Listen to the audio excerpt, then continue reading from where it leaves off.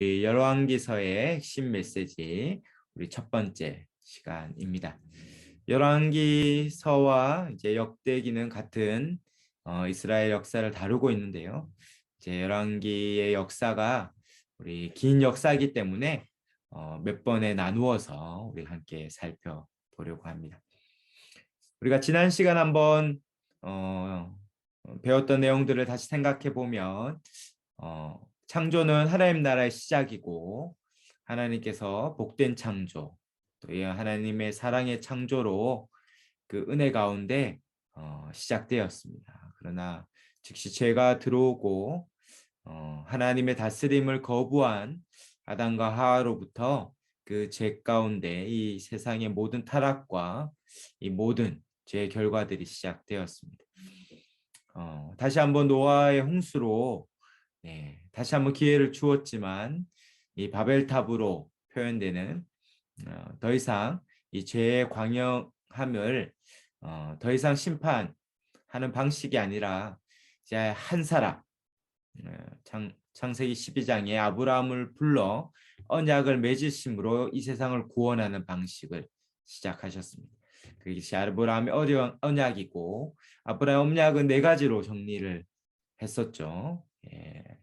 백성을 주는 것, 땅을 주는 것, 함께함의 언약, 열방의 축복, 이 네 가지가 이스라엘 역사 가운데 실현되어 가는 것을 봅니다. 1차적으로 이제 애굽에 들어간 이후에 430년 이후에 출애굽할 때 거대한 백성이 되었고 또 여호수아 때의 땅을 정복함으로 약속의 땅에 들어갔습니다. 그리고 그곳에서 이제 복된 나라를 세우고 누리면 되는데 안타깝게도 이 사사기 때 이 왕이 없으므로 하나님과 상관없이 자행자재하는 그 복을 누리지 못하는 것을 우리가 보았습니다. 결국 왕이 와야 된다. 진정한 하나님의 통치를 대신할 왕이 와야 된다라는 것을 요청하고 우리가 지난 시간에 바로 첫 번째 사울 왕 때는 실패했지만 불순종하여 하나님의 마음에 합한 다윗 왕 때에 가장 큰 복을 누린 것을 우리가 보았습니다. 그리고 이제 그 다윗 왕을 이어서 가장 큰 복을 누렸다. 그래서 이스라엘의 역사 가운데 구약의 역사 가운데 가장 절정이라고 불릴 수 있는 이 다윗과 솔로몬 시대를 우리가 살펴보려고 합니다. 이 열왕기상 1장에서 11장까지가 이제 대략 이 솔로몬 시대 통일 왕국의 마지막 시대라고 할 수 있는데요. 이 하나님의 뜻에 이 순종하는 왕이 하나님의 백성이 이스라엘을 다스리는 것을 보게 됩니다. 우리 110페이지에 보면 이 솔로몬이 하나님의 은혜로 성전을 건축하고 이스라엘을 평안하고 부강한 나라로 이끌었지만 이 노년의 우상 숭배에 빠짐으로 이스라엘 나라가 분열된 것을 보게 됩니다. 일본에 보면 다윗 왕에 이어 그 아들 솔로몬이 왕이 되죠. 아주 우여곡절 끝에 왕이 됩니다. 그래서 솔로몬이 왕이 되어 이스라엘을 다스릴 때에 그 나라가 심히 견고한 것을 보게 되죠. 갈로 일본에 보면 다윗은 솔로몬에게 하나님의 뜻대로 행할 것을 명령하죠. 이 1장에 보면 열왕기상 1장에 보면 다윗이 또 다른 아들이었던 아도니아가 이 군대 장관이었던 이 요압과 제사장인 아비아달과 모여서 스스로 왕이 되려고 하죠. 그래서 이 솔로몬이 왕이 되는 것의 위협을 느끼자 이제 그 솔로몬의 어머니였죠. 그리고 다윗의 아내였던 이 밧세바와 또 함께 이 솔로몬이 왕으로 될 것들을 재차 지명받는 그런 과정이 1장에 나옵니다. 특별히 이 1장 29절 30절인데요. 우리 한번 성경을 펴서 같이 볼까요? 1장 29절 30절에 보면 다윗 왕이 재차 약속하시죠. 이 밧세바와 나단이 찾아왔을 때 29절에 보면 왕이 이르되 내 생명을 모든 환난에서 구하신 여호와께서 살아계심을 두고 맹세하노라. 내가 이전에 이스라엘의 하나님 여호와를 가르쳐 내게 맹세하여 이르기를 내 아들 솔로몬이 반드시 나를 이어 왕이 되고 나를 대신하여 내 왕위에 앉으리라 하였으니 내가 오늘 그대로 행하리라. 다시 원래 약속한 대로 이 솔로몬이 이어서 왕이 될 것이다. 그리고 2장에 가서도 1절에서 4절에 이제 다윗이 죽는 날이 임박할 때 이 솔로몬에게 명령합니다. 열왕기상 2장 2절부터 보면 내가 이제 세상 모든 사람이 가는 길로 가게 되었노니 이제 죽게 되었다는 거죠. 너는 힘써 대장부가 되고 내 하나님 여호와의 명령을 지켜 그 길로 행하여 그 법률과 계명과 율례와 증거를 모세의 율법에 기록된 대로 지키라. 그리하면 내가 무엇을 하든지 어디로 가든지 형통할지라.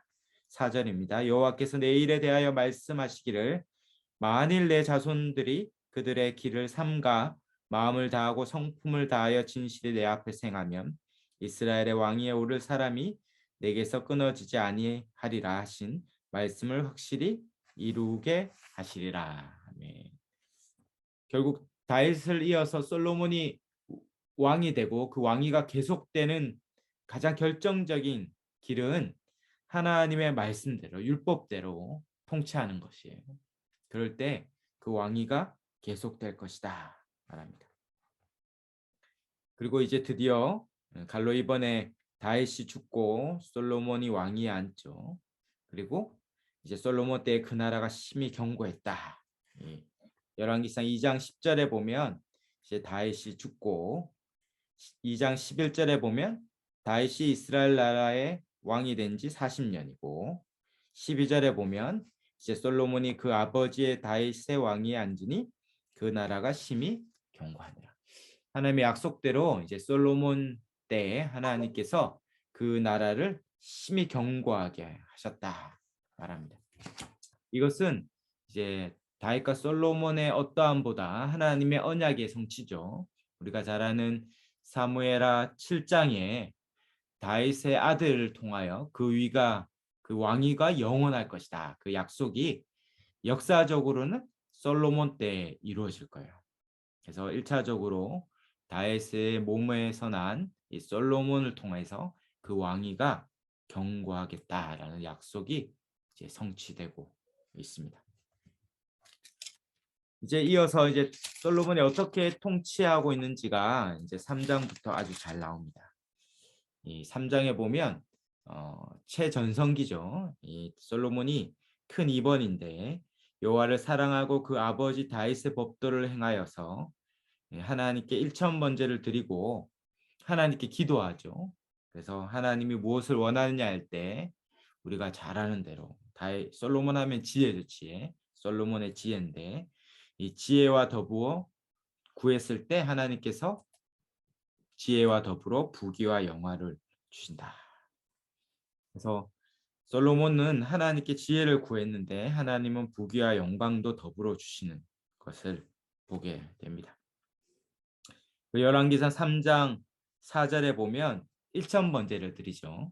우리가 이제 교회에서도 이제 1천 번제를 드리는 아주 귀한 이렇게 예물을 드리시는데 여기서 1천 번제는 한꺼번에 드리는 겁니다. 이제 보통 교회에서는 1,000번을 나눠서 이렇게 순차적으로 드리는데 여기서 말하는 이제 솔로몬의 1천 번제는 한꺼번에 소 1,000마리를 드리는 거예요. 그래서 이제 1천 번제를 드리니까 하나님이 나타나셨죠. 그래서 5절에 내가 내게 무엇을 줄꼬 너를 구하라. 자, 이제 하나님이 저와 여러분이 나타나셨습니다. 누구야 내가 너에게 무엇을 줄까 하면 무엇을 구하겠습니까? 저는 교회를 지을 땅을 주세요. 뭐 이렇게 구할 수도 있고, 여러분 뭐 이제 애들 수능을 친 자녀들은 이제 대학 합격도 있고, 결혼도 있고 있죠. 솔로몬도 구해야 될 게 많겠죠. 부강한 뭐 병력을 달라, 아주 강력한 군대를 달라, 뭐 여러 가지 구할 수 있는데 오늘 보니까 9절에 이렇게 구합니다. 열왕기상 3장 9절에 듣는 중간이죠. 듣는 마음을 종에게 주사 주의 백성을 재판하여 선악을 분별하게 하옵소서. 11절에도 이렇게 얘기하죠. 너가 이에 솔로몬이 구한 것을 10절에 보니까 주의 마음에 들었다. 주님이 너무 기뻐하셨어요. 바로 지혜를 달라고 구했던 것이죠. 그래서 11절에 보니까 하나님이 그에게 이르시기를 이렇게 말씀합니다. 내가 이것을 구하도다. 자기를 위하여 장수하기를 구하지 않고, 건강을 구할 수 있겠네요. 부도 구하지 않고, 우리도 그럴 수 있을 것 같아요. 자기 원수의 생명을 멸하기를, 그래서 전쟁에서 이기거나 대적을 이기거나 그걸 구할 수 있지만 오직 송사를 듣고 분별하는 지혜를 구했다. 12절에 내가 내 말대로 하여 내게 지혜롭고 총명한 마음을 주노니 내 앞에도 너와 같은 자가 없거니와 내 뒤에도 너와 같이 일어남이 없으리라. 13절입니다. 내가 구하지 아니한 부귀와 영광도 내게 주려니 내 평생의 왕들 중에 너와 같은 자가 없을 것이라. 또 내가 만일 내 아버지 다윗 행한 같이 내 길로 행하여 내 법도와 명령을 지키면 내가 또 내 날을 길게 하리라. 이 장수와 부와 구하지 않은 것까지 다 준다 합니다. 이 흥부와 놀부처럼 이 부귀를 원하면서 제비 다리를 부르듯이 속엔 원하는 게 딴 건데 지혜를 달라고 이렇게 구하면 하나님 속지 않으십니다. 우리가 정말 주님 앞에 진심으로 지혜를 구하고 무엇보다 하나님의 뜻대로 살 수 있는 지혜를 달라고 그렇게 구할 때 하나님은 우리 인생을 책임져 주시고 형통케 하여 주실 줄 믿습니다. 솔로몬의 지혜죠. 지혜. 특별히 그 지혜가 그 뒤에 드러나죠. 3장 후반부에 보면 갈로 2번인데 강의 안에 이 하나의 일을 두고 두 명의 여자가 쟁론할 때 지혜로운 판결을 내리고 3장 28절에 나오죠. 온 이스라엘이 왕이 심리하여 판결함을 듣고 왕을 두려워하였으니 이는 하나님의 지혜가 그 속에 있어 판결함을 봅니다. 우리가 잘 아는 이게 탈무드에 나오는 얘기가 아니라 성경에 있는 얘기입니다. 그래서 한 동시에 아기를 출산한 두 여자가 있었는데 한 여인이 이제 아기를 자다가 깔아서 죽게 됐죠. 그래서 그 여인이 다른 아기를 데려와서 내 아기다. 또 진짜 엄마는 내 아기다. 그래서 솔로몬이 왕이 판결을 어떻게 내렸습니까? 아기를 반으로 잘라서 가지라 했을 때, 그 죽은 아기의 훔친 그 엄마는 좋다 그랬고 친엄마는 차라리 그 여자에게 주라 이렇게 했죠. 그걸 보면서 진짜 이 아이의 이 모성애를 가진 엄마가 누군지를 판결하는 아주 대단한 지혜죠. 그것을 보았을 때 이 지혜가 이 모든 이스라엘 백성들이 두려워할 만큼 여기서 두려워한다는 것은 이제 세상에 없는 지혜이기 때문에 하늘의 지혜이기 때문에 이 경외함을 가진 것입니다. 그래서 그 지혜에 탄복하고 하나님께 영광을 돌렸죠. 결국 큰 3번에 있듯이 이 솔로몬, 이 지혜로운 왕이 다스린 이스라엘은 이 솔로몬의 이름대로 이 솔로몬이란 이름이 원래 샬롬 아시죠? 샬롬 평강이란 뜻의 샬롬에서 나왔습니다. 샬롬의 왕, 평강의 왕. 결국 이 솔로몬의 장차올 누구를 가리키는 겁니까? 평강의 왕. 예수 그리스도죠. 이 지혜로운 솔로몬. 그래서 이 구약의 가장 당대에 가장 평화롭고 부강하고 번영을 이루었지만 결국 솔로몬이 말년에 실패했다면 정말 지혜로운 왕을 기다리는 정말 평강의 왕, 그 지혜로운 정말 영원토록 지혜로운 왕이 다스리는 그 나라의 백성이 얼마나 복을 누리겠습니까? 그런 왕이 오기를 기다리고 기다렸는데 바로 평강의 왕인 우리 구주 예수님이 이 땅에 오심으로 이 영원한 평화, 이 평강을 우리가 누리게 되었습니다. 그것이 솔로몬 왕 때 늘 누리면서 장차 꿈꾸는 예수님이 오셔서 누리는 그 나라의 꿈이죠. 3번의 갈로 1번에 보시면 그렇게 솔로몬의 왕의 통치 아래에서 사람들은 풍요로운 삶을 살고 평안을 누렸습니다.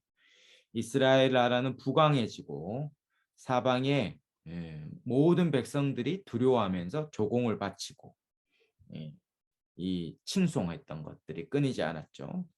이 4장에 잘 나오는데 4장 20절에 보면 유다와 이스라엘 인구가 바닷가의 모래와 같이 많게 되며 먹고 마시며 즐거워했다. 이 모래와 같이 백성이 많았다. 어디서 많이 들어보셨죠? 하늘의 별과 같이 바다의 모래와 같이 내 백성이 번성하리라. 네, 바로 아브라함에게 주셨던 약속이 성취되는 것입니다. 우리 잘 아는 창세기 22장 17절에 보면 아브라함에게 장차 네 후손이 바다의 모래와 같이 많을 것이다 약속했는데 솔로몬 때 드디어 성취되었죠. 우리가 기도를 하는데 금방 이루어지지 않으니까 기도가 응답이 없다 싶지만 우리가 어느 때 지나서 되돌아보면 우리의 기도의 많은 제목들이 이루어진 것을 보게 됩니다. 저도 어제 이렇게 기도 제목 다시 한번 정리하는 시간을 가졌는데요. 11월 말, 12월 초에 했던 기도 제목 중에 많은 것들이 또 이루어졌더라고요. 그러니까 이게 적어야 돼요. 우리는 계수하여 보라 그러잖아요. 그러니까 자꾸 많이 이루어졌는데 이걸 확인을 안 하니까 하나님이 내 기도 안 들으신다 이렇게 스스로 잊어버리는 거죠. 제가 어떤 권사님이 예전에 기도 부탁하시길래 기도를 했어요. 그리고 한 달 정도 지나서 권사님 그거 어떻게 됐어요? 지나가시길래 물으니까 권사님 깜짝 놀라시더라고요.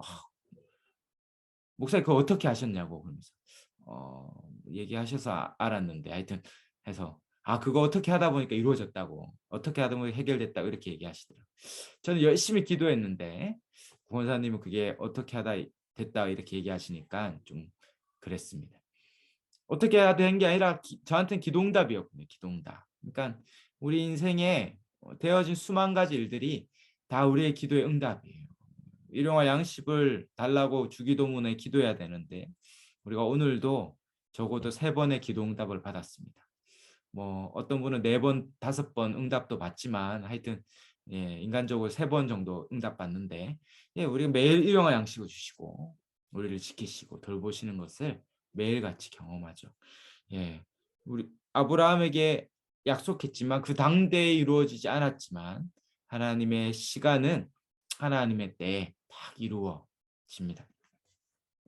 지금 이루어졌죠. 그리고 솔로몬의 때에 21절에 보니까 열왕기상 4장 21절에 보니까 솔로몬이 그 강에서부터 블레셋 사람의 땅에 이르기까지 애굽 지경에 미치기까지의 모든 나라를 다스리며 솔로몬이 사는 동안에 그 나라들이 조공을 바쳐 섬겼더라. 이것도 약속이요, 약속. 모세와 여호수아에게 이 땅을 주겠다, 정복할 땅을 이야기했을 때 모세와 여호수아와 사사기 때는 그 땅을 다 정복하지 못했지만 솔로몬 때 가장 큰 나라를 큰 영토를 약속대로 다 정복했습니다. 그래서 25절에 보면 열왕기상 4장 25절이죠. 솔로몬이 사는 동안에 유다와 이스라엘이 단에서부터 브에세바까지 이르기까지 각기 포도나무 아래와 무화과 나무 아래에서 평안히 살았더라 이렇게 얘기합니다. 이 유다와 이스라엘이 단에서 브에세바까지 정복했어요. 우리 단에서 브엘세바가 어떻게 되냐면 여기 단에서 브엘세바죠. 그래서 단은 최북단, 최북단의 지역이 단이고 최남단이 브엘세바예요. 그래서 우리나라를 어떻게 얘기합니까? 이제 한라에서 백두까지죠. 백두까지 이제 단이 백두에 해당되고 제일 남단이 브엘세바가 한라에 해당됩니다. 그래서 백두에서 한라까지 단에서 브엘세바까지의 땅을 다 정복하는 가장 큰 영토를 정복하고 이 12개 번호를 매겼는데요. 12개의 행정구역을 나누어서 다스리도록 했습니다. 이 4장 7절에서 19절에 보면 12개 행정구역을 나눈 것을 보게 되죠. 그래서 12개 행정구역의 4장 7절에 보면 솔로몬이 또 온 이스라엘의 12지방 관장을 두어서 다스리게 했습니다. 그렇게 가장 광대한 영토를 다스리는 것을 보게 돼요. 특별히 4장 25절 마지막에 보면 각기 포도나무 아래와 무화과 나무 아래에서 평안히 살더라. 이거는 관용구입니다. 관용구. 가장 풍요롭고 번성하는 가장 풍요롭고 번성한 것이 이 포도나무와 무화과 나무, 이스라엘의 주된 양식이었는데 그것이 번성하여 그 아래서 풍요롭게 산다. 이것은 이 이후에 미가서에 보면요. 한번 적어 놓으시면 되겠는데 성경에 미가서 4장 4절에 보면 미가 4장 4절에 보면 각 사람이 자기 포도나무 아래와 자기 무화과 나무 아래에 앉을 것이라. 그들을 두렵게 할 자가 없으리라. 이는 만군의 여호와 입이 이같이 말씀하셨느니라. 이것이 이스라엘 백성이 가장 풍요로운 때고 미가 선지자가 장차 그날이 올 것이다. 그래서 요한복음에 보면 우리가 지금 요한복음 묵상도 하고 저는 이제 주일 개척 기도 모임 때 요한복음을 말씀을 나누는데요.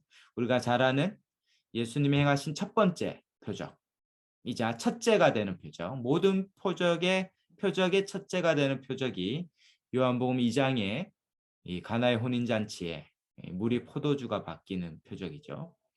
예수님이 이 모든 구약의 이 이미지, 이 모든 예언들을 성취하는 분으로 왔다는 것을 가장 상징적으로 보여줍니다.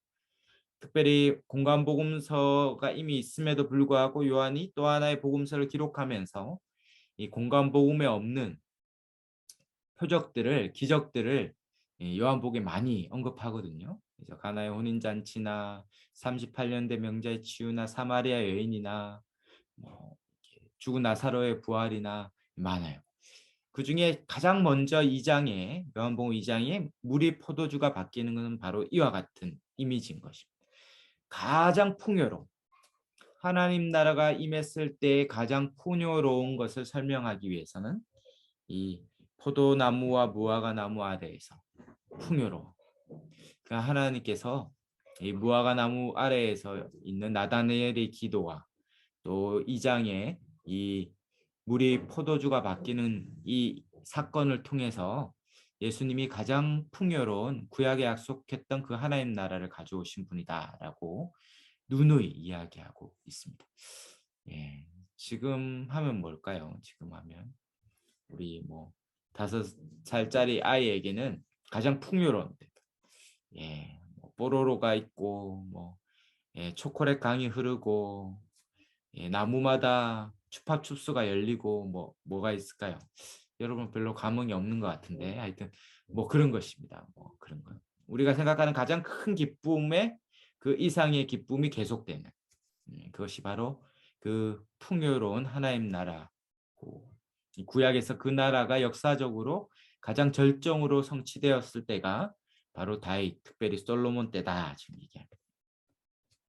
그렇게 갈로 이번에 이 풍요와 평강의 나라인 이스라엘 나라의 대강이 이와 같습니다. 그 양이 엄청나죠. 그래서 그 22절, 4장 22절, 23절에 보면 이 솔로몬 왕궁에서 하루 소비되는 양이 이 정도예요. 하루 음식물이 가는 밀가루가 30고루요, 굵은 밀가루 60고루. 뭐 고루가 무슨 단인지 몰라도 대충 알겠죠. 살찐 소가 10마리, 초장의 소가 20마리, 양이 100마리, 수사슴 노루, 암사슴 살찐. 이걸 솔로몬이 혼자 먹었다는 얘기가 아니라 그 왕궁에 얼마나 많은 관리들과 식솔들이 있었어요. 그러니까 하루에 이만큼 먹을 만큼 엄청난 규모고 26절에 솔로몬의 병거가 4만이고 마병이 12,000명이죠. 이렇게 솔로몬 때 아주 풍요로운 부강한 나라를 이루었다. 그래서 4장 29절 볼까요? 4장 29절에 하나님이 솔로몬에게 지혜와 총명을 심히 많이 주시고 또 넓은 마음을 주시되 바닷가에 모래같이 하시니 솔로몬의 지혜가 동쪽 모든 사람의 지혜와 애굽 모든 지혜보다 뛰어난지라. 31절에 그는 모든 사람보다 지혜로워서 32절에 보니까 잠언이 3,000가지요 노래는 1,005편이다. 34절에 내려가서 사람이 솔로몬의 지혜를 들으러 왔으니 이는 그의 지혜의 소문을 들은 천하의 모든 왕들이 보내서 천하 만국에서 솔로몬의 지혜를 얻기 위해서 왔습니다. 스바 여왕까지 와서 그 지혜를 들었다라고 하죠. 바로 참된 왕이 와서 그 다스린 나라에 세상이 와서 그 지혜를 보는 것입니다. 하나님 나라의 특징이죠. 마태복음 5장에 보면 바로 이 모든 성취가 예수님이 이 땅에 와서 예수님이 통치하는 그 나라, 그리고 예수님이 통치하는 나라의 이 땅의 실체인 교회죠. 교회를 향한 뭐라고 얘기합니까? 너희는 세상의 빛이다. 너희는 세상의 소금이다. 너희는 세상의 빛이라서 산 위의 동네가 숨길 수 못한다. 그 빛을 숨길 수 없을 만큼 너무 환한 거예요. 산 위에 높이 솟아 있는 그 빛을 보기 위해서 사방이 옵니다. 그래서 제가 늘 교회를 향해 꿈꾸는 것이 산 위에 높이 솟은 등대와 같은 교회가 되는 것인데요. 이 라이트하우스죠. 빛의 집이에요. 빛의 집. 등대. 이 빛의 집에서 사람들이 와서 그 생명의 빛을 향하여 오는 것입니다. 그들의 어둠에서 빛으로 나오는 것이죠. 그것이 바로 솔로몬 왕 때 성취된 일입니다. 그 다음 4번으로 넘어갈까요? 다들 잘 따라오고 계신가요? 네. 잘 들리시나요? 네. 네. 네. 네. 우리 솔로몬, 감사합니다. 확인해 주셔서 감사합니다. 네. 우리 5장인데요. 5장에 보면 드디어 4번에 솔로몬의 하나님이 그 백성을 다스리며 영원히 거하실 성전을 건축합니다. 이 5장부터 9장에 이 성막을 이은 드디어 성전이 구약에 이제 건축이 됩니다. 갈로일본의 5장에서 솔로몬이 성전을 건축하고자 계획하죠. 그래서 이 건축하기 위해서 솔로몬이 나무 목재들을 운반하고 건축합니다. 5장 3절에 보면 이 솔로몬 때에 이 히람이란 인물에게 다윗을 사랑했던 인물인데요. 1절에 보면 3절에 당신도 알거니와 내 아버지 다윗이 사방의 전쟁으로 말미암아 그의 하나님 여호와의 이름을 위하여 성전을 건축하지 못하고 여호와께서 그의 원수들을 그의 발바닥 밑에 두기를 기다렸나이다. 이제 내 하나님 여호와께서 내게 사방의 태평을 주심에 원수도 없고 재앙도 없도다.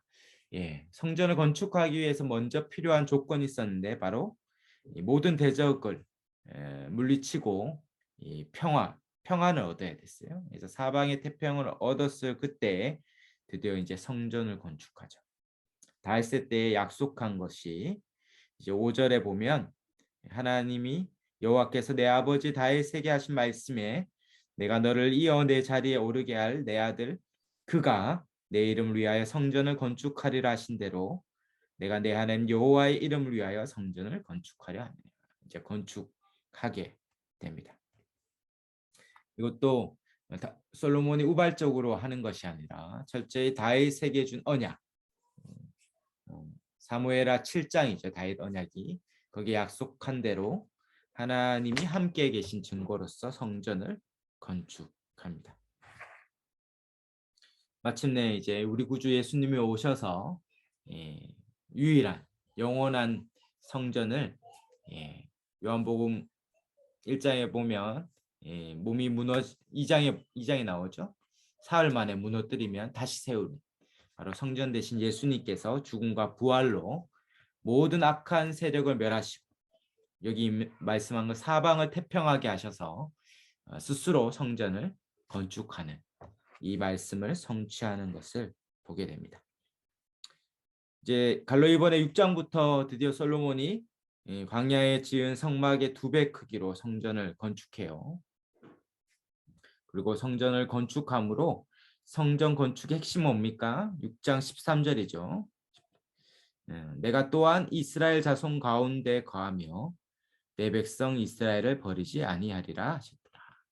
성전의 핵심은 성막과 똑같습니다. 내가 너와 함께 하겠다.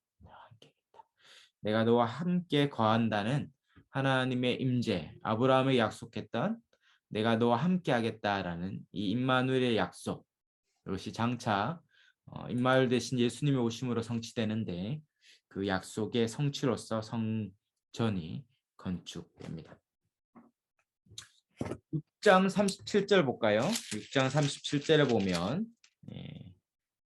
넷째 15월에 여호와의 성전 기초를 쌓았고 11째에 불월 곧 8째 달에 그 설계와 시향대로 성전 건축이 다 끝났으니 솔로몬이 7년 동안 성전을 건축하였습니다. 이 7년 동안 성전을 건축했어요. 그리고 성전도 임의로 지은 것이 아니라 여기 보면 그 설계와 시향대로 우리가 잘 아는 출애굽기 25장에 보면 9절에 성막을 지을 때도 시향대로 하나님의 청사진대로 짓게 하죠. 그런 것처럼 성전도 하나님이 주신 청사진대로 짓게 합니다. 그리고 다 지어 이후에 8장에 이제 완공된 다음에 언약궤를 옮기고 이제 제사장이 성전에서 나오면 하나님의 임재의 증거로서 구름이 성전에 가득합니다. 그 8장 10절 11절인데 우리 한번 같이 읽어볼까요? 8장 10절 11절 읽겠습니다. 시작. 제사장이 성소에서 나올 때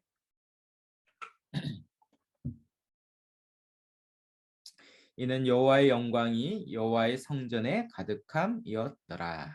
네. 출애굽기 40장에 나오는 성막의 완공과 같죠. 제사장이 성소에 나올 때 구름이 여호와의 성전에 가득하고 제사장이 그 구름으로 말미암아 감히 못 들어가요. 성막이 다 지었을 때에도 모세가 그 성막 안으로 못 들어갔거든요.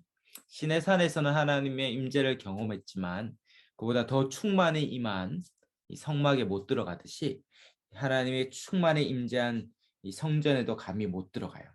왜냐하면 이는 11장 끝에 여호와의 영광이 여호와의 성전에 가득함이었더라.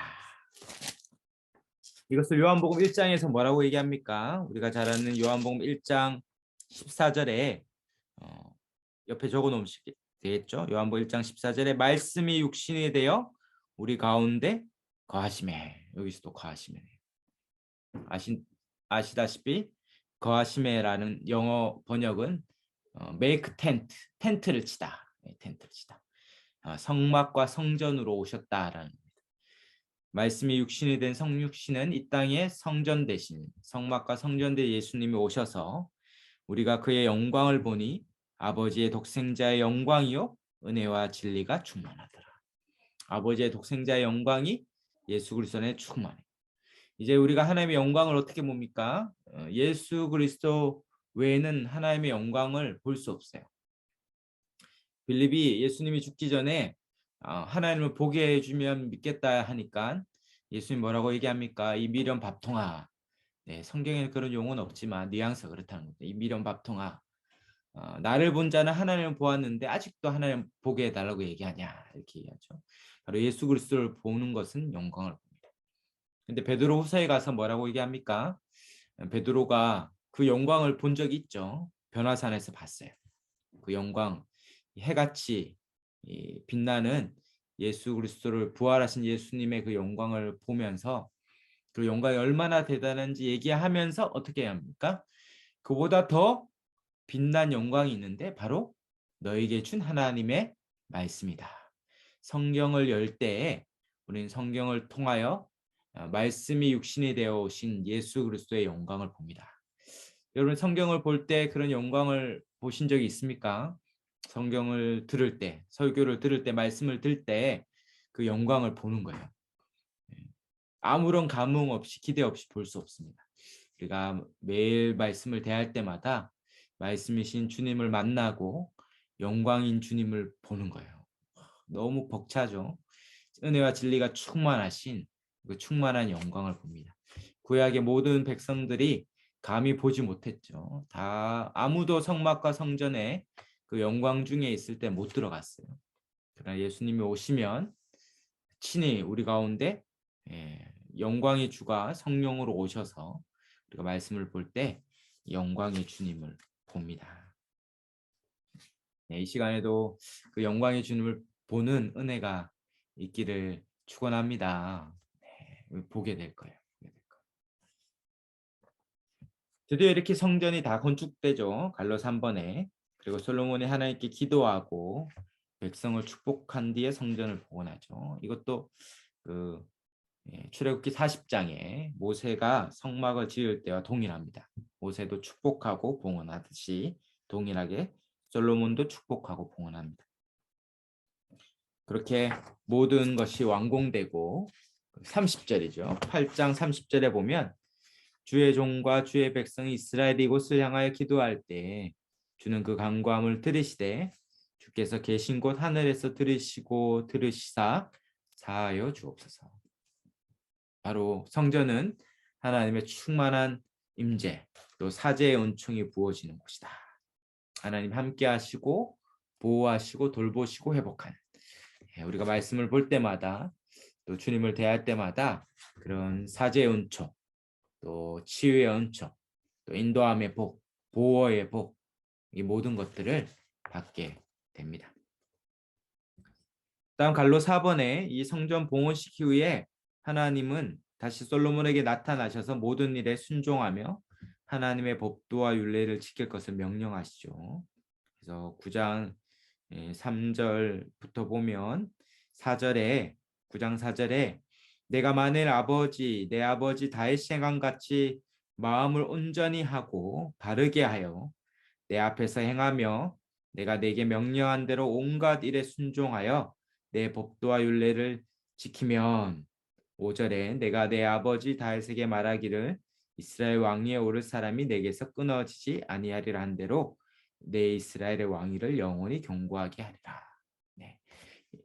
다윗과 솔로몬의 이 왕위가 견고한 그 길은 하나님의 말씀대로 하나님의 말씀대로 통치할 때 끊어지지 않아요.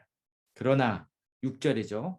그러나 만일 내가 너희나 너희 자손의 아주 돌아서서 나를 따르지 아니하며 내가 너희 앞에 둔 나의 계명과 법도를 지키지 아니하고 가서 다른 신을 섬겨 그것을 경배하면 7절 내가 이스라엘을 내가 그들에게 준 땅에서 끊어버릴 것이요 내 이름을 위하여 내가 거룩하게 구별한 이 성전이라도 내 앞에서 던져 버리리니 9절에 대답하기를 그들이 그들의 조상을 애굽 땅에서 인도하여 내신 그들의 하나님 여호와를 버리고 다른 신을 따라가서 그를 경배하고 섬김으로 여호와께서 이 모든 재앙을 그들에게 내리심이라.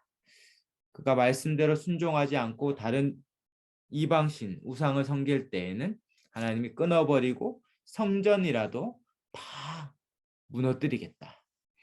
결국 우리가 열왕기를 마치면서 이제 이스라엘이 멸망하는 것으로 끝나는데요. 그래서 하나님께서 말 안 들으니까 치신 게 아니에요. 하나님이 기분 나빠서 또 화가 나셔서 한 게 아니라 뭡니까? 이 말씀대로 한 거죠. 이 말씀대로 그대로 성취한 거예요. 이방 우상을 섬기며 하나님을 떠났는데도 하나님이 벌하지 않으면 하나님의 말씀은 거짓인 거잖아요. 그럼 하나님의 말씀대로 이스라엘 하나님을 떠나고 우상을 섬기고 말씀을 저버렸을 때 이 말씀대로 그 땅에서 끊어버리고 그 땅이 토하여서 포로가 되게 하고 성전이 돌 위에 돌 하나도 남지 않을 만큼 다 회파되는 것입니다. 그럼 결론적으로 다시 그들이 포로에서 돌아와서 회복되는 길은 오늘 또 나와 있죠. 말씀대로. 그들이 다시 말씀대로 돌아갈 때만이 해답이 되죠.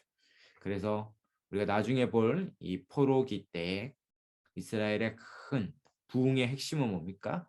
다 말씀의 부흥이고 이 말씀 사경의 가운데 부흥이 일어난 걸로 회복을 경험하게 됩니다. 갈로 5번에 보면 솔로몬이 그 지혜로 다스린 이스라엘은 점점 더 부해지죠. 그래서 10장에 넘어가서 23절에 보면 솔로몬 왕의 재산과 지혜가 세상의 그 어느 왕보다 커요. 얼마나 큰지 뭐 넘쳐납니다. 넘쳐나고 뭐 은을 돌같이 여겼다. 27절에 보니까 은을 돌같이 여겼다. 은이 얼마나 흔하면 돌같이. 뭐 저도 은을 돌같이 뭐 금도 돌같이 여기긴 하는데 예. 여기 은이 너무 많아서 돌같이 여기는 거죠. 돌같이. 그런데 이제 기울기 시작하죠. 예. 이러면 이제 태평성대로 계속 가면 점점 부강해지고 모든 나라들이 다 이스라엘에 와서 그 지혜를 보고 그 지혜의 근원 대신 하나님께로 돌아가면 여호와를 경외하는 것이 지식의 근본이잖아요. 다 여호와를 경외하게 되면 모든 족속이 여호와를 경외하면서 온 열방이 구원을 얻는 거예요. 그것이 원래 하나님의 뜻이었는데 예, 솔로몬이 실패하죠. 결국 솔로몬의 실패함으로 안 되는구나. 이게 이 솔로몬 이후의 왕들의 모습. 솔로몬이 이스라엘 백성의 다윗과 솔로몬의 정점인데 이 솔로몬 이후에는 다시는 회복하지 못합니다. 계속 여러 왕들, 열왕이 지나가도 계속 실패하는 것이죠. 그래서 솔로몬의 실패를 통해서 결론적으로 뭘 말합니까? 안 되는구나. 안 되는구나. 아무리 지혜로운 왕 솔로몬이 있어도 안 되는구나. 진정한 왕이 오셔야 되는구나. 그것이 이 마지막에 보여주는 결론입니다. 5번에 보면 나오죠. 5번에 강의 안에 보시면 솔로몬이 이방 여인들로 인하여 여호와를 버리고 우상 숭배를 함으로 이로 인해 그의 대적에 의해 환난을 당하고 그의 아들 르호보암 때 나라의 대부분을 잃어버리며 이스라엘이 분열하는 것이죠. 바로 솔로몬이 갈로 1번에 이방 여인 모압과 암몬과 에돔과 시온과 헷 여인들을 사랑했다 이렇게 나오죠. 그 11장에 보시면 그가 이제 져버립니다. 1절부터 나오죠. 결국 다른 민족과 통혼하지 말라는 말씀을 어기고 솔로몬이 이방 여인들과 다양한 이방의 여인들과 결혼함으로 이방 여인들이 가지고 있는 이방 신들도 들어오는 것이죠. 그래서 왕의 마음이 돌려 다른 신들을 섬기게 됩니다. 2절에 볼까요? 2절 중간에 11장 열왕기상 11장 2절 중간에 너희는 그들과 서로 통혼하지 말며 그들도 너희와 서로 통혼하게 하지 말라. 그들이 반드시 너희 마음을 돌려 그들의 신들을 따르게 하리라 하였으나 솔로몬이 그들을 사랑하였더라. 3절에 왕의 후군이 700명이요 첩이 300명이다. 그 여인들이 왕의 마음을 돌아서게 하였더라. 뭐로부터 돌아서게 한 겁니까? 예, 여호와께로부터 돌아서게 한 거죠. 4절에도 그 여인들이 그의 마음을 돌려 다른 신들을 따라 여호와께로 마음을 돌려 다른 신들을 따르게 한 것입니다. 그렇게 우상들을 숭배하게 했죠. 이것은 다윗이 밧세바와 가늠한 거와는 다른 차원이에요. 그것은 자기의 정욕을 위해서 했다면 이것은 철저히 하나님을 저버린 거죠. 하나님을 위하여 성전을 지은 자가 하나님으로부터 마음을 돌려 저버릴 수 있다는 것은 우리에게 큰 경고가 됩니다. 아무도 자신할 수 없습니다. 늘 우리의 마음을 지키지 않으면 우리의 마음을 향하여 이 사탄은 우리의 마음의 중심을 향하여 계속 그 하나님께로부터 마음을 돌리도록 유혹하는 것이죠. 갈로 이번에 결국 하나님은 이에 대해 진노하시고 그를 벌하여 하나님은 솔로몬의 아들들에서 나라를 빼앗고 그에게는 한 지파만 주겠다라고 경고하시죠.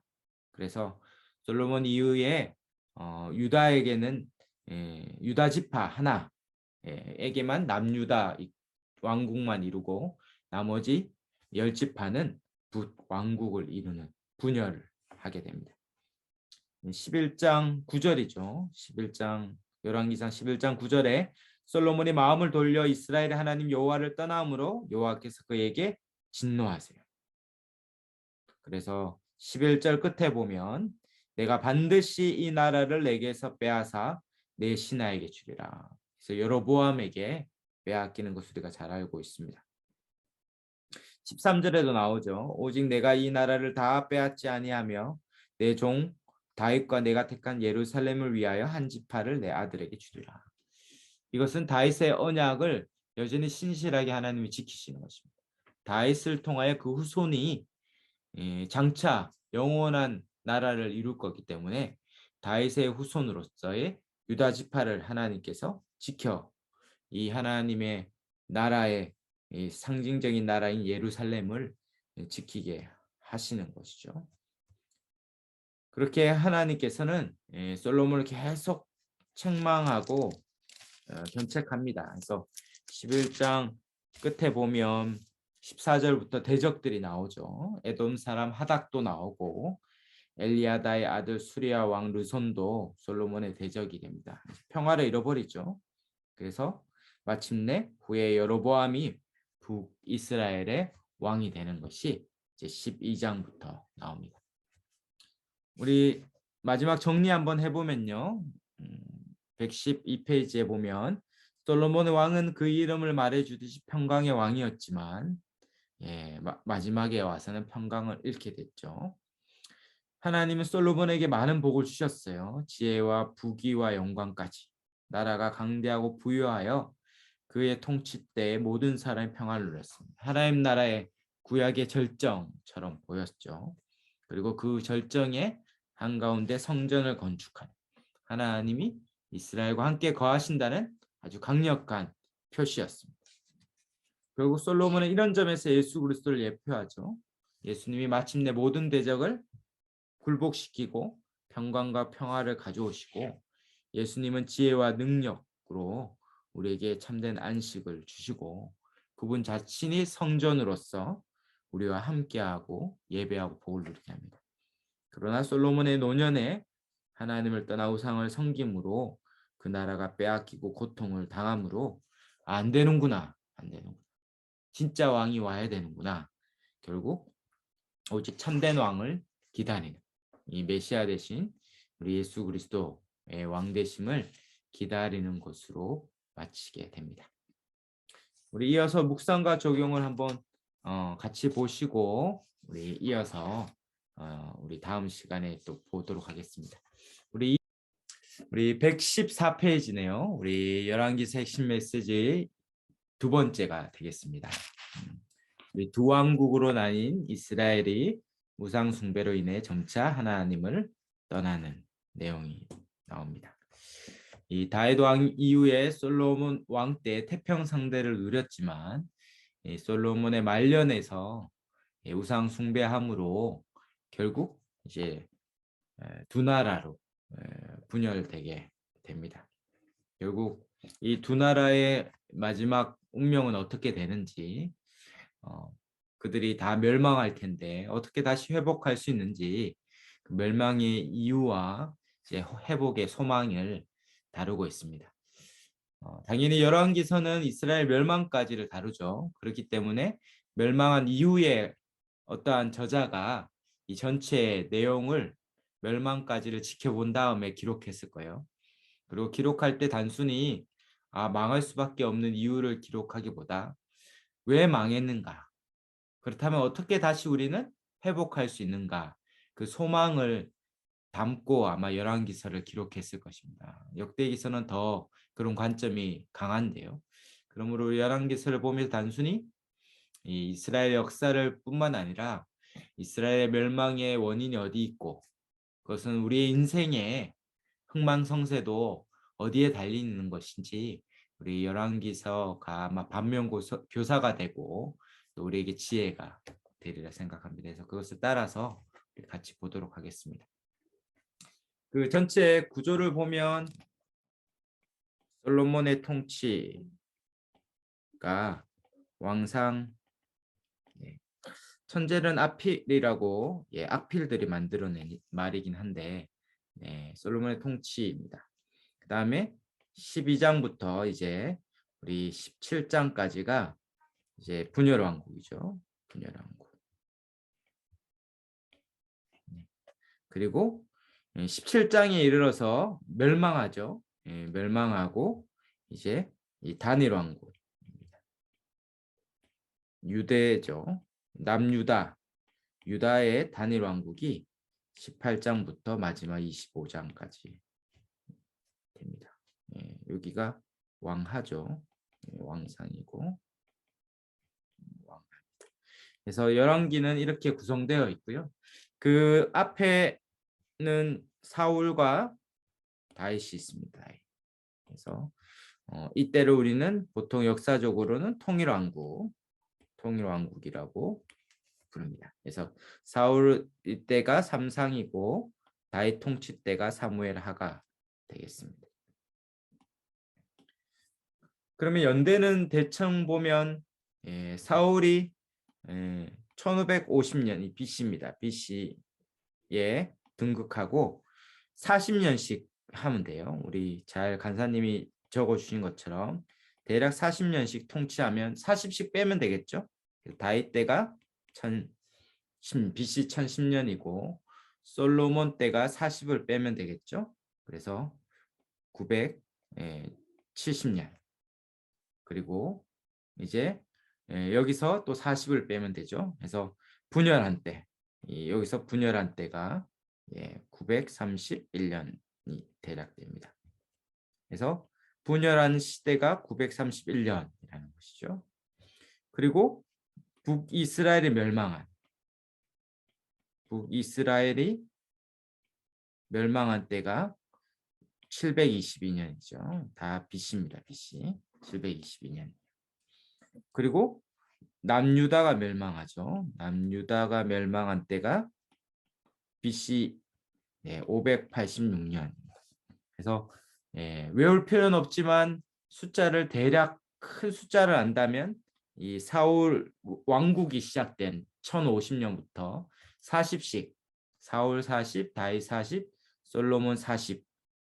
그다음에 불용 왕국이 그러면 931년이 되죠. 그리고 북이스라엘 멸망이 722년, 남유다 멸망이 586년입니다. 그리고 우리가 나중에 보겠지만 이제 포로로 바벨론으로 끌려간 다음에 1차 귀환을 하죠. 1차 귀환이 538년입니다. 이게 1차 이 수룹바벨입니다. 수룹바벨이 1차 귀환할 때고 2차는 에스라였죠. 에스라가 400 안 외우셔도 됩니다. 그냥 제가 있어 보이라고 쓰는 거니까 3차가 느헤미야가 귀환한 때가 445년이에요. 보통 포로 기간을 70년으로 잡거든요. 그래서 586년에서 70을 빼면 숫자가 안 맞죠. 그래서 이 70을 뺀 516년 그럼 이때를 뭐라고 보냐면 성전 재건 때예요. 재건.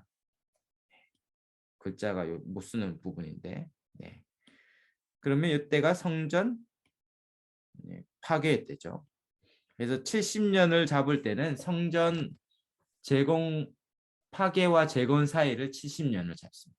그래서 586년에 남유다가 멸망할 때 성전이 파괴되었다면 이제 스룹바벨이 와서 516년에 성전을 재건하고 그러나 성전은 제대로 운영이 안 됐어요. 그러나 2차 귀환한 제사장 에스라 때 와서 458년에 2차 귀환 이후에 재건된 성전의 역할을 하게 됩니다. 그래서 대략 큰 흐름이 이렇게 된다라는 것. 그래서 지금 우리가 살펴볼 부분은 이 부분이 되겠습니다. 분열왕국 시대의 이 부분을 오늘 살펴보도록 하겠습니다.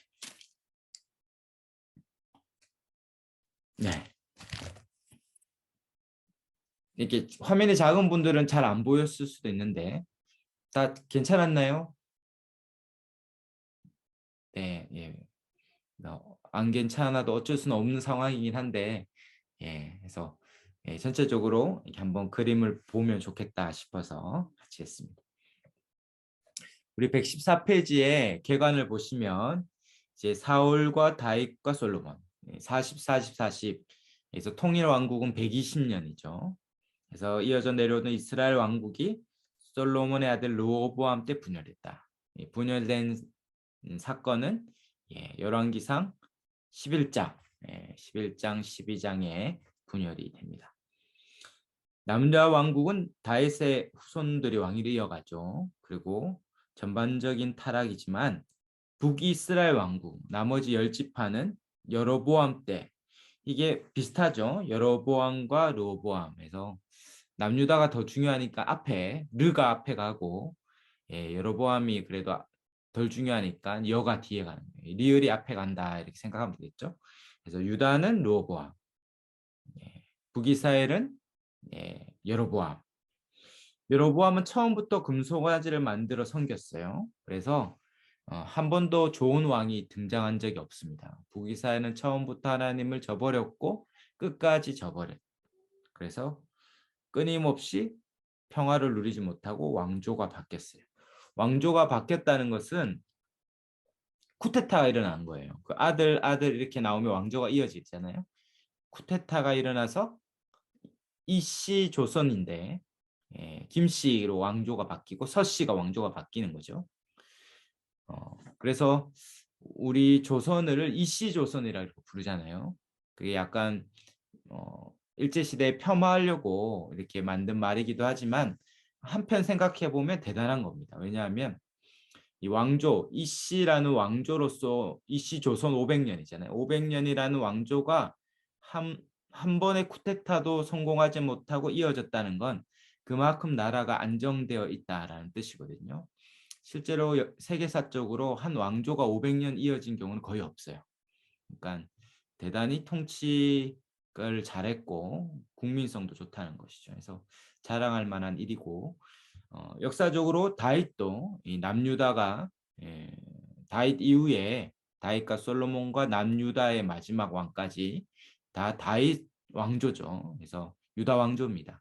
그게 대략 500년이에요. 500년.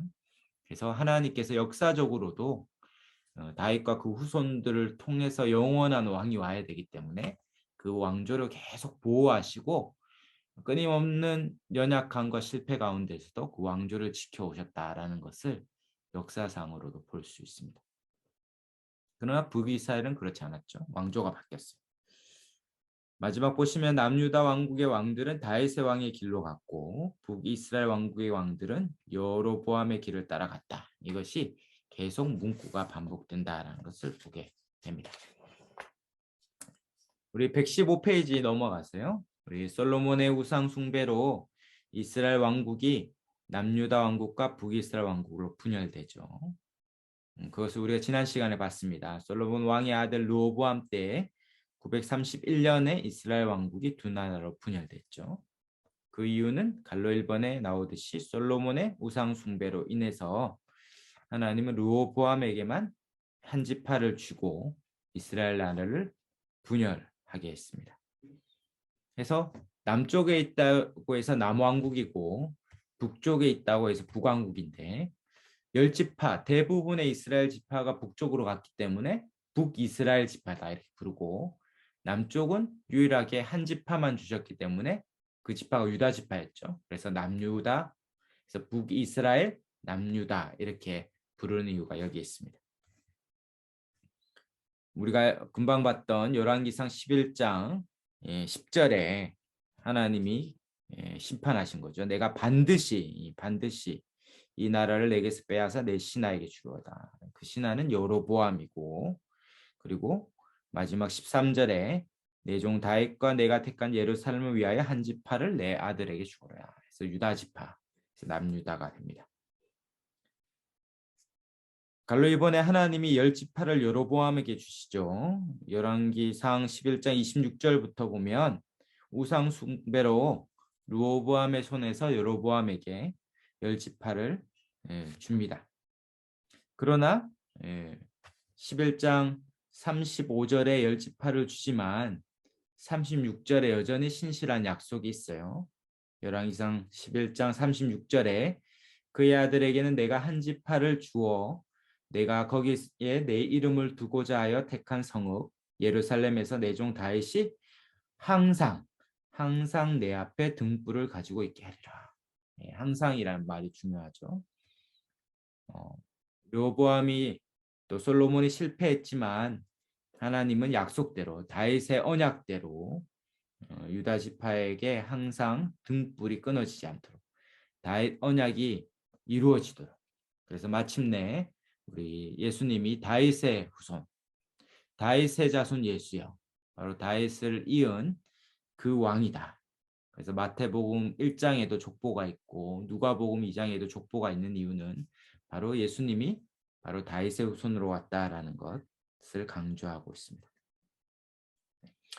열왕기상 11장 38절에 보면 여로보암에게 이야기하죠. 여로보암에게도 내가 만일 내가 명령한 모든 일에 순종하고 내 길로 행하여 내 눈에 합당한 일을 행하면 내 종 다윗 행한 같이 내 율례와 명령을 지키면 내가 너와 함께 있어 내가 다윗을 위하여 세운 것 같이 너를 위하여 견고한 집을 세우고 이스라엘을 내게 주리라.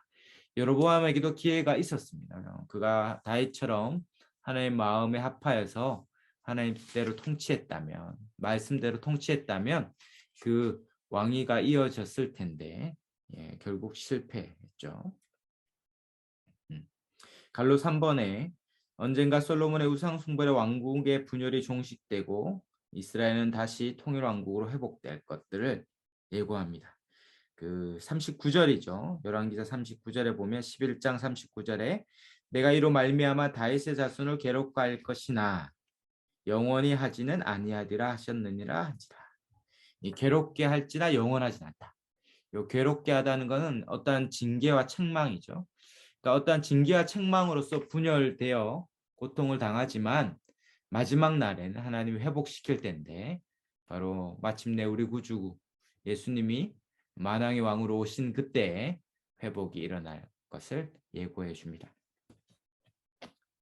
큰 이본에 보면 이것이 하나님의 솔로몬 때의 심판의 선언이었지만 큰 이본에 이스라엘 왕국이 분열된 직접적인 계기는 이 르호보암 솔로몬의 아들 르호보암의 어리석은 선택 때문에 그랬어요.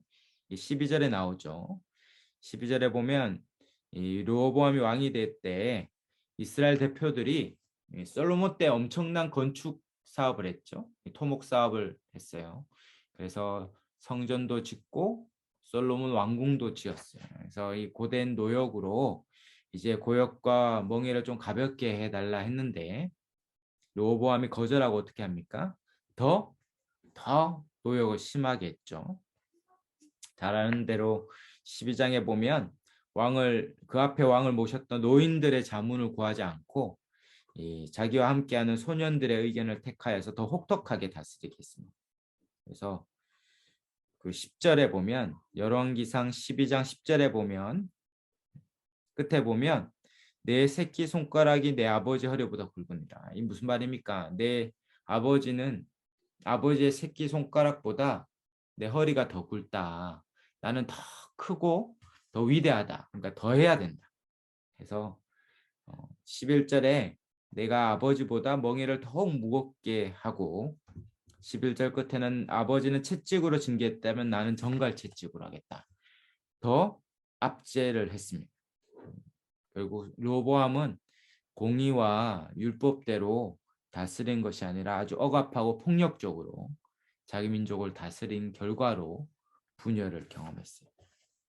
그래서 이 압제 가운데 고통하다가 이제 유다 지파 이에 온 이스라엘이 이 여로보암을 왕으로 추대해가지고 북이스라엘 왕국을 세우죠. 그것이 12장 19절에서 20절이죠.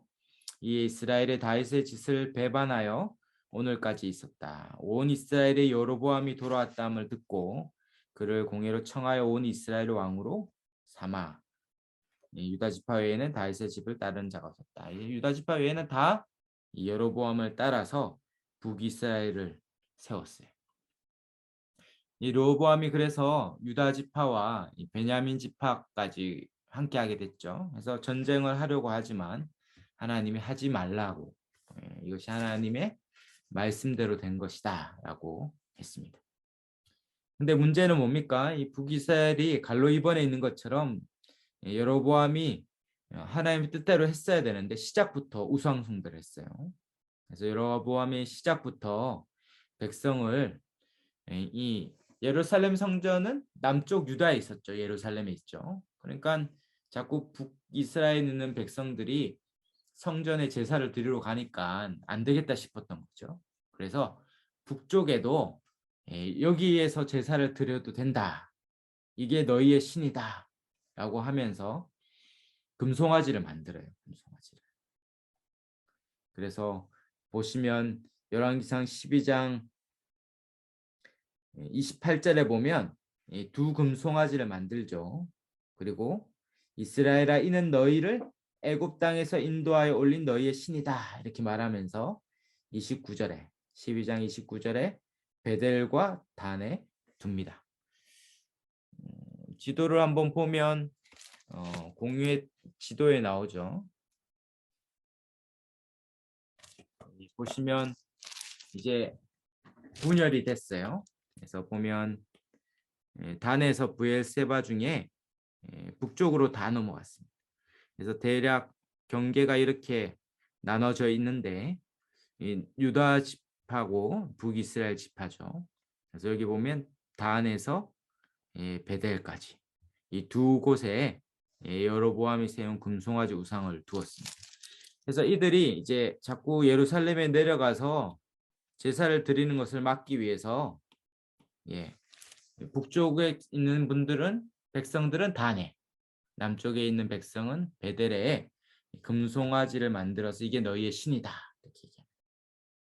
그래서 명백히 이계명을 어긴 거죠. 하나님의 형상을 만들지 말라 했는데 금송아지를 만들었던 것은 명백히 어긴 것이고 더 나아가서 이것은 이스라엘 백성이 출애굽했을 때 아론의 금송아지 사건과 똑같은 거예요.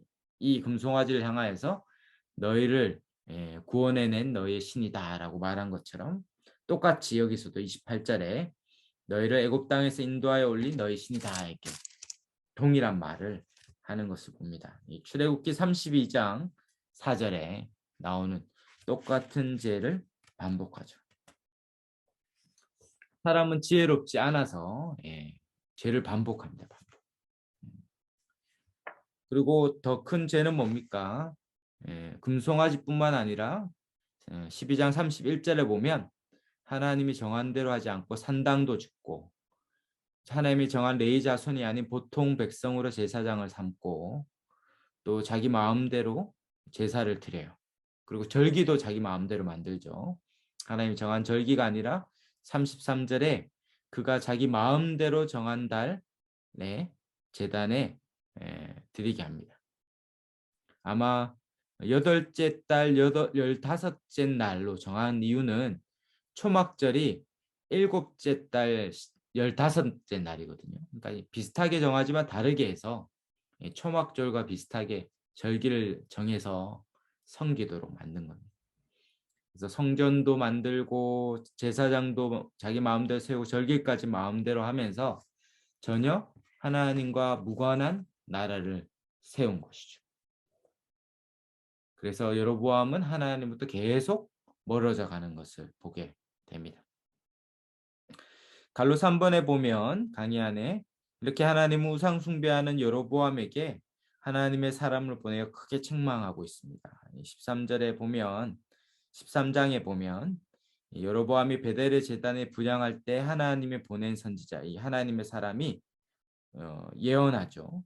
13장 2절에 보면 하나님의 사람이 제단을 향하여 여호와의 말씀으로 외쳐 이르되 제단아 여호와께서 이같이 말씀하시기를 다윗의 집에 요시아라 이름하는 아들을 낳으니 그가 내위에 분향하는 산당 제사장을 내위에서 제물로 바칠 것이요 또 사람의 뼈를 내위에 사르리라. 그래서 이 다윗의 후손으로 나중에 요시아 왕이 약 300년 뒤에 태어나는데 요시아 왕 때 바로 이런 심판을 요시아를 통해서 행하겠다 예고하고 있습니다. 그리고 여로보암이 그 아들이 병들었을 때 자신의 왕권을 예언한 실로의 선지자 아이야가 있거든요. 이 11장 29절에 보면 아이야가 여로보암에게 왕이 될 것을 예고했는데 아이야가 이제는 어떻게 합니까? 여로보암과 그 아들의 멸망을 예언해요. 14장 열왕기상 14장 7절부터 나오죠. 9절에 보면 내 이전 사람들보다도 더 악을 행하고 가서 너를 위하여 다른 신을 만들며 우상을 부어 만들어 나를 노엽게 하고 나를 내 등 뒤에 버렸더라. 10절. 그러므로 내가 여로보암의 집에 재앙을 내려 여로보암에 속한 사내는 이스라엘 가운데 매인자는 노인자나 다 끊어버리되 거름더미를 쓸어버린 같이 여로보암의 집을 맑게 쓸어 버릴지라. 여로보암에게 속한 자가 성읍에서 죽은즉 개가 먹고 들에서 죽은즉 공중의 새가 먹으리니 여호와께서 말씀하셨습니다. 쭉 심판이 선언되고 있어요. 그 밑에 15절에도 여호와께서 이스라엘을 쳐서 물에서 흔들리는 갈대같이 되게 하시고 이스라엘을 그 조상들에게 주신 이 좋은 땅에서 뽑아 그들을 강 너머에 흩으시리니 그들이 아세라상을 만들어 여호와를 진노하게 하였습니다. 16절 여호와께서 여로보암의 죄로 말미암아 이스라엘을 버리시리니 이는 그도 범죄하고 이스라엘로 범죄하게 하였습니다. 여로보암의 죄는 뭡니까? 하나님 앞에 자기도 범죄했는데 그 16절에 보니 이스라엘도 범죄하게 한 거예요. 그러니까 왕은 그런 의미에서 엄청난 책임이 있죠. 자신의 범죄뿐만 아니라 자기를 다스리는 그 백성을 범죄하게 하는. 그리고 왕은 그 백성의 신앙과도 연결되어 있습니다. 그래서 악한 왕 때에는 그 백성도 악해지고 선한 왕 때에는 그 백성도 선해져요. 그러므로 정말 선한 왕이 온다면 정말 그 백성이 하나님을 온전히 섬기고 하나님의 복을 온전히 누리게 될 겁니다. 그 여로보암 이후에 북이스라엘은 그렇게 한 번도 선한 왕을 경험하지 못하죠. 그렇게 갈로 4번에 솔로몬의 아들이자 남유다의 왕이 르호보암 때에 유다 사람도 북이스라엘 사람처럼 여호와 보시기에 악을 행했어요. 그러니까 북이스라엘도 점점 악해져 가지만 밑에 남유다의 르호보암 왕도 그에 못지 않았습니다. 거기 보면 14장 21절부터 나오죠.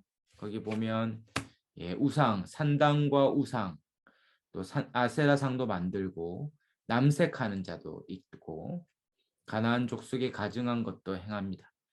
이 산당은 이스라엘이 계속 반복해서 짓는 죄의 핵심이에요. 하나님을 떠나게 만드는 것이고 남색하는 것은 단순히 이제 성적인 동성애뿐만 아니라 이교 우상을 섬기는 하나의 행위와 같은 것입니다. 그러니까 우상 숭배와 연결되어 있죠. 그래서 결국 하나님께서 이 르호보암 때에 심판할 것들을 이야기합니다. 그래서 14장 끝에 보면 애굽왕 시삭 때 예루살렘을 쳐서 성전이 다 빼앗기고 르호보암이 놋방패를 만들어서 그 솔로몬 때의 영광을 잃어갑니다. 그래서 점점 여로보암은 아예 멸망해 가고 남유다도 서서히 계속 망해가는 하얀 곡선을 계속 그립니다. 거기에 선한 왕도 있죠. 뭐 이스기야 뭐 선한 왕 있어요. 가끔 있지만 전반적으로 망해가는 흐름을 돌이키지 못하죠. 그 다음 보시면 하나님이 이스라엘의 두 왕국에게 하나님만을 섬기며 율법에 순종할 것을 원하셨으나 두 왕국 모두 우상 숭배에 빠져 범죄하죠. 1번에 보면 이스라엘이 두 왕국으로 분열된 후에 두 왕국은 모두 하나님을 떠나 우상 숭배를 합니다. 이 북왕국이 갈로 1번에 보면 더 심하지만 남왕국도 함께 멸망해 가죠. 그래서 공유해 드린 표를 잠깐 공유해 보면 보시면 남왕국의 왕들이죠. 중요한 것은 여기에는 쿠데타가 없어요. 남왕국은 그래도 계속 다윗 왕조가 이어지고 있고 적어도 하나님께서 돌보시고 있다는 것을 보게 됩니다. 위험했던 이 아달랴 여왕 때가 위험했는데 하나님께서 이 여호야다 제사장을 통해서 구원하시고 요아스를 하나님이 탁 숨겼다가 하나님께서 다시 구출해 주는 사건이 있습니다. 보시면 되겠죠? 그 다음에 북이스라엘의 중요한 측면은 뭡니까? 북이스라엘은 끊임없이 쿠데타가 계속되었다는 것이죠. 보시면 여로보암 1세 이후에 나답 때에 바하사가 반역을 했죠. 그래서 바하사에 의해서 살해됐어요. 근데 바하사 엘라 때는 시므리에 의해 살해되고 시므리 이후에는 시므리는 겨우 7일 동안 통치했습니다. 7일 동안. 네, 그리고 오므리 왕조가 들어선 이후에 오므리 왕조가 제일 길어요. 아합과 아시아, 요람. 그 요람 때 어떻게 합니까? 예후를 통해서 또 왕조가 바뀌죠. 그래서 예후 왕조가 시작됩니다. 그리고 요아스, 여로보암 2세 예후 왕조가 가장 번성했어요. 북이스라엘은. 그 다음에는 반복해서 살룸, 무나엠, 베가, 호세아, 예, 평안할 때가 없었죠. 예, 이때는 뭐 어떨 땐 6개월만 통치하고 1개월만 통치하고 10년, 2년 해서 마지막 호세아 때 722년에 멸망한 것을 보게 됩니다. 그래서 북이스라엘은 한 번도 평안한 때가 없었다. 그래서 보시면 예, 선한 왕 가장 진하게 되어 있는 왕이 가장 선한 왕인데 남유다는 4개 왕이죠. 아사와 여호수아, 히스기야와 요시야 이 4왕밖에 없었고 그나마 선한 왕은 요아스, 아마샤, 아사랴, 요담 정도밖에 없습니다.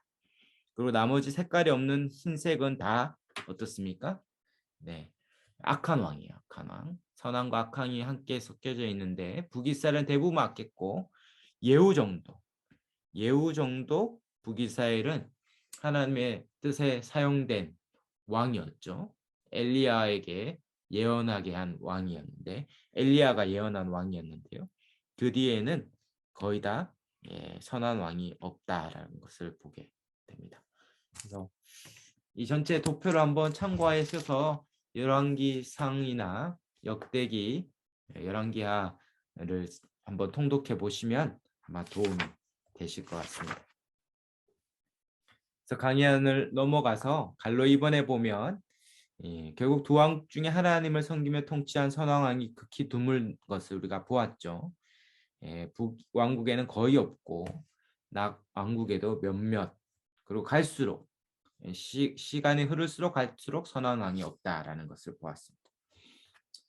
큰 이번에 하나님은 각 왕에 대한 평가가 두 왕국 초기의 왕에 대한 평가의 기준이에요. 그래서 남유다의 왕의 평가 기준 다윗 왕입니다. 그리고 북왕국의 평가 기준은 여로보암 왕이죠. 그래서 르호보암과 그 후손인 아비암 왕 한번 보시면 열왕기상 15장 3절에 아비암이 그의 아버지가 이미 행한 모든 죄를 행하여 그 마음이 그의 조상 다윗의 마음과 같지 아니하여 그의 하나님 여호와 앞에 온전히 못하다. 기준이 다윗 왕이라는 것을 알게 되죠. 그 다음 아사 왕은 어떻습니까? 아사 왕은 선한 왕이었죠. 그래서 15장 이제 11절이죠. 아사가 그의 조상 다윗같이 여호와 보시기에 정직하게 행했어요. 그럼 정직하게 행한 모습이 몇 가지 있는데 12절에 남색하는 자를 그 땅에서 쫓아냈죠. 그의 조상들이 지은 모든 우상을 없앴고 13절에는 혐오스러운 아세란상을 없애고 그러나 아사 왕의 한계는 뭡니까? 14절에 산당은 없애지 않았어요. 이게 이제 온전하지 못했다는 것을 보여주죠. 그러나 14절 중간에 그러나 아사의 마음이 일평생 여호와 앞에 온전했다. 한번 보시면 결정적인 마지막에 이 산당까지 이 죄의 마지막 그 지점까지 없앴느냐. 이 산당이 아주 지독하게 이스라엘 백성을 따라다니다 결국 멸망하게 하거든요. 이 계속 성전을 청결하게 한 요시아 왕 때도 산당은 없애지 못합니다. 그러니까 이 산당이 계속 그 발목을 잡고 있는 거죠. 어쩌면 저와 여러분도 끊임없이 하나님 앞에 정결하게 나가는데 우리의 삶에 또 죄의 습관 또 죄의 경험 중에 계속 발목을 잡는 그 지점이 있죠. 그것을 우리가 붙들고 끝까지 그 중심까지 추적해 가서 그 산당을 뿌리채 뽑는 것이 필요합니다. 갈로 이번에 북이스라엘 왕들의 평가 기준은 여로보암 왕이죠. 여로보암 왕처럼 우상 숭배를 하고 범죄했는가? 그래서 보면 여로보암의 아들 나단만 봐도 열왕기상 15장 26절이죠. 그가 여호와 보시기에 악을 행하여 그 아버지의 길로 행하여 이스라엘에게 범하게 한 그 죄 중에 거하였다. 그래서 결국 이로 인하여서 예언대로 이 여로보암의 왕조가 끝이 나는 것을 보게 됩니다. 바하사도 어떻습니까? 바하사도 34절입니다. 15장 34절에 바하사가 여호와 보시기에 악을 행하되 여로보암의 길로 행하여 범죄하였다. 그래서 바하사의 아들 엘라 왕 때에 그 신하 시므리에 암살당하죠. 그리고 시므리 왕에 대한 평가도 16장입니다. 16장 19절에 보면 그가 여로보암의 길로 행하여 범죄했다. 그리고 이제 오므리가 시므리를 심판하고 오므리 왕조를 열죠. 그러나 오므리 왕에 대한 평가도 25절입니다. 16장 25절에 오므리도 여호와 보시기에 악을 행하여 26절 느바세의 아들 여로보암의 모든 죄를 행해요. 그래서 기준이 계속 여로보암이라는 것을 알게 되죠. 그리고 오므리의 아들 아합 왕의 평가도 16장 30절이죠. 30절 특별히 31절에 여로보암의 죄를 따라 행했다. 그 죄는 이세벨을 아내로 삼고 아합의 때죠. 바알을 섬기고 특별히 32절에 사마리아에 건축한 바알의 신전 안에 바알을 위하여 제단을 쌓고 또 아세라 상을 만들었으니 그는 이전에 이스라엘의 모든 왕보다 심히 이스라엘 하나님 여호와를 노하게 하신 악에 악을 더하는 왕, 그게 이제 아합 왕입니다. 아합 왕. 특별히 아합 왕의 문제는 뭡니까? 원래 이 바알 신전이 있지 않았는데 수도를 사마리아로 옮기고 수도 안에 사마리아 안에 바알 신전을 세워서 하나님을 대적하여 우상을 극에 달하도록 숭배하게 한 가장 큰 죄가 있습니다. 아합하면 누가 떠오릅니까? 네, 엘리야죠. 엘리야. 이제 아합과 이제 맞서 엘리야가 등장합니다. 그래서 우리 쉬고 난 2주 후에 우리가 한번 이 아합과의 엘리야 또 그 이은 엘리사를 통해 하나님께서 어떻게 자기 백성을 계속 구원하시는지를 살펴보려고 합니다. 함께 이제 정리하고 마무리하면요. 정리 보시면 이스라엘 통일 왕국의 분열은 솔로몬의 우상 숭배죠. 결국 우상 숭배는 1계명부터 어기는 것입니다. 가나안 땅은 하나님이 왕이시고 하나님이 통치하는 곳인데 우상을 숭배한다는 것은 하나님의 왕되심을 거절하는 것이죠. 결국 하나님 나라의 왕은 그 백성을 신실하게 하나님만 섬기도록 하는 역할을 해야 되는데 결국 이 일은 모든 여왕이 다 실패했지만 우리의 참된 왕인 주 예수 그리스도께서 이 일을 이루실 거예요. 다윗 언약대로 다윗의 후손으로 오신 유일하신 우리 구주 예수님이 우리를 다스릴 때 그 나라가 영원한 태평성대를 이루게 될 것입니다. 이 왕의 타락이 이 백성의 멸망을 가져온다면 이 다윗의 길을 따르는 진정한 왕이 오시면 우리의 구원이 일어날 것입니다. 우리 마지막 묵상과 적용 한번 볼까요? 1번에 하나님이 가장 미워하시는 죄가 바로 우상 숭배라는 것이죠. 하나님 대신 다른 것을 섬기고 예배하고 사랑하고 의지하고 기뻐하고 추구하는 모든 것이 우상이요 우상 숭배를 할 수 있습니다.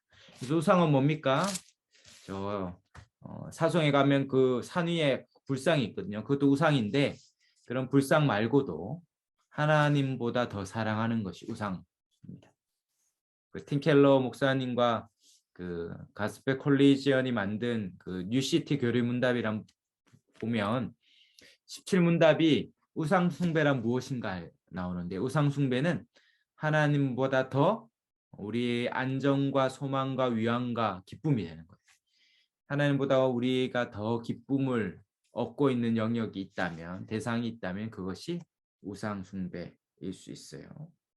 가장 내가 자랑하는 것, 가장 내가 소원하는 것, 가장 내가 바라는 것, 가장 나를 안전하고 안정감과 위안을 가져다 주는 것, 그것이 하나님이 아닌 다른 것이라면 그게 우상일 수 있습니다. 그러므로 하나님을 더 사랑하고 하나님을 더 깊이, 우상과 하나님의 차이는 뭡니까? 우상은 끊임없이 바래도 여전히 부족해요. 맛집과 같은 것입니다. 이제 맛집이 여러분이 맛집을 다녀오면 맛집에서 돈을 안 줘도 막 자랑하잖아요. 만나는 사람마다 너무 맛있더라, 맛있더라 이렇게 자랑하죠. 그럼 맛집의 한계는 뭡니까? 두 번, 세 번 그 집을 방문하면서 만족감이 현격히 막 줄어들어요. 그래서 매일 그 맛집에 어떨 땐 가지만 어느 순간은 이제 더 이상 기쁨이 없어요. 그때의 기쁨이. 그러면 이 세상의 모든 것은 다 그런 한계가 있죠. 그런 한계와 빈곤함이 있습니다. 그러나 하나님 어떻습니까? 아무리 바라여도 한없이 구하여도 영원히 함께해도 그 기쁨이 끊이지 않죠. 바로 예수님이 사마리아 여인에게 주겠다 했던 영생하도록 솟아나는 샘물입니다. 밖에서 들어오는 물은 마시면 일정 시간이 지나면 또 마셔야 되잖아요. 한 번 2리터 한 번에 다 먹고 그다음에 몇 시간 뒤에 물을 안 먹어도 되는 게 아니라 물은 계속 먹어야 돼요. 외부로부터 오는 만족은 그런 건데 하나님이 예수님 우리에게 주신 것은 우리 안에서 영생하도록 솟아난다. 이 스프링클러를 우리 안에 주셔서 퐁퐁퐁퐁퐁 계속 솟아나는, 그로 인하여 우리가 메마름이 없도록 하시는, 어떻게 주님과 그렇게 영생하도록 솟아나는 샘물처럼 그 만족과 기쁨을 누리고 있습니까? 네. 어떤 개척한 목사님이 저한테 얘기하시더라고요. 자기가 개척 훈련 받을 때 교회 개척의 성공이 뭐냐? 누가 물었다는 거예요. 예, 예. 딱 생각이 저도 그렇게 났는데 뭐 교회가 자립하고 성장하고 부흥하는 건데, 근데 그 가르친 외국인 목사님이 교회 개척의 성공은 교회 개척 전보다 주님을 더 사랑하게 된 것이다. 만약에 교회를 개척했는데 교회가 성장하고 잘 됐다 할지라도 주님을 더 사랑하지 않게 됐다면 실패한 것이죠. 교회를 개척했는데 이전보다 더 주님을 사랑하고 또 더 사랑하게 됐다면 그건 성공적인 교회 개척이죠. 너무 당연한 말인데 그 목사님도 너무 충격적으로 들었고 자기는 그런 의미에서 참 성공했다 이렇게 얘기하시더라고요. 저도 지금 그 과정을 겪고 있는데 지금까지는 아주 성공인 것 같습니다. 정말 지금만큼 주님을 사랑한 적이 있었던가 싶을 만큼 너무 그렇게 행복하게 있습니다. 여러분의 기도응답은 뭡니까? 여러분이 바라는 기도응답이 이루어졌을 때 시간이 지날수록 여러분이 바라는 것이 이루어졌음에도 불구하고 더 주님을 사랑하고 있다면 여러분의 삶이 하루하루 갈수록 되어지는 형편과 상황과 여건이 어떠한 상관없이 주님을 더 사랑하고 있다면 여러분 성공한 거죠. 원치 않았던 때로는 어떤 분은 암에 걸리고 사업이 실패하기도 합니다. 자녀들이 원하는 진로가 되지 않기도 해요.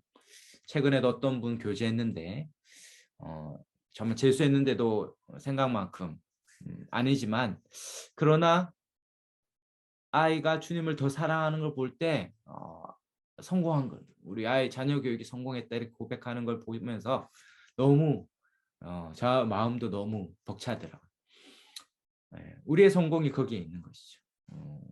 주님이 우리의 유일한 성공의 기준이라면 우리가 시간이 갈수록 주님을 더 사랑하게 되었다면 우리 인생은 성공이다 생각합니다.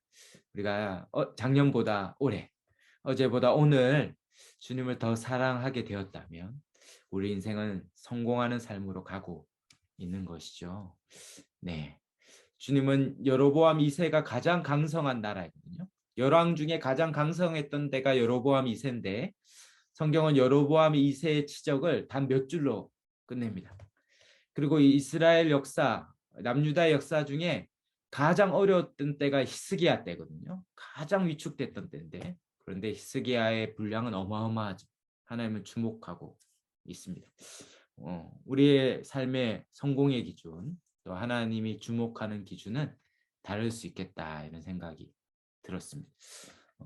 이스라엘 백성들 그들은 여전히 부족하지만 정말 하나님을 뜨겁게 사랑했던 그때 가장 부유하고 풍성한 삶을 누렸던 것을 봅니다. 지금 저와 여러분이 그렇게 하나님을 가장 사랑함으로 가장 부유함과 풍성함을 누리는 때가 되시기를 축원합니다. 그리고 그 은혜를 어제보다 오늘 더 누리고 더 주님을 사랑하고 그 사랑을 입는 그런 삶이 되기를 주의 이름으로 축복합니다. 네, 아멘. 네, 우리 시간은 좀 갔지만 우리 한번 같이 기도하고 마치면 좋겠습니다.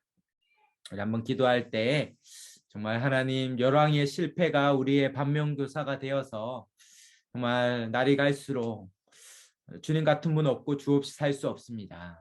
주님이 나에게 충만히 나를 다스리시고 나를 인도하시는 가장 복된 인생, 가장 최고의 삶, 가장 주님으로 인하여 가장 기뻐하고 주님으로 인하여 가장 부유하고 풍성한 삶이 날이 갈수록 더해지는 정말 물이 포도주가 되듯이 그런 부유하고 빛깔나는 우리의 삶이 되게 하시고 우리의 가정과 자녀들 나를 통해 그 은혜가 흘러가서 그 은혜와 기쁨을 전염시키는 그런 은혜의 통로, 기쁨의 통로가 되게 해달라고. 우리 한번 오늘 말씀 의지해서 한번 은소고를 열어서 우리 한번 주님 한번 찾고 우리 한번 합심해서